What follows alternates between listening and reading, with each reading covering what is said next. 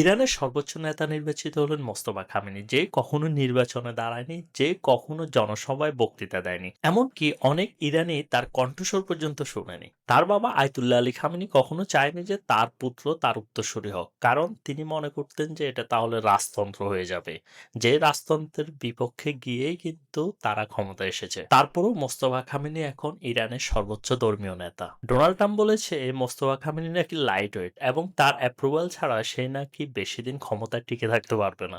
আর Israel সরাসরি হুমকি দিয়েছে যে উত্তরসূরি হবে তাকেই নাকি টার্গেট করা হবে, তাকেই হত্যা করা হবে। কিন্তু একটা জিনিস চিন্তা করেন, একটা দেশের প্রধান কে হবে, ধর্মীয় নেতা কে হবে, প্রধানমন্ত্রী কে হবে, সেটা কি ট্রাম্প ঠিক করবে, ইসরায়েল ঠিক করবে? তারা ভেনেজুয়েলাতে গিয়েও সেই কাজটা করলো, এবং ট্রাম্পের এই ভয়াবহ উন্মাদনার কারণে পুরো বিশ্ব এটার প্রাইজ দিচ্ছে, পুরো বিশ্ব অস্থির হয়ে যাচ্ছে। খোদ আমেরিকানরাও ট্রাম্পের এই ধরনের কার্যকলাপে বিরক্ত হয়ে যাচ্ছে এবং তার বিরুদ্ধে বিক্ষোভ করছে। একটা দেশের সার্বভৌমত্ব মানে তার দেশের জনগণ তাদের সিদ্ধান্ত নেবে। সেখানে ট্রাম্পের কাজ কি? বিশ্বব্যাপী যে গণতন্ত্রের নামে বিশ্বের অনেক দেশকে তারা এভাবে শেষ করেছে।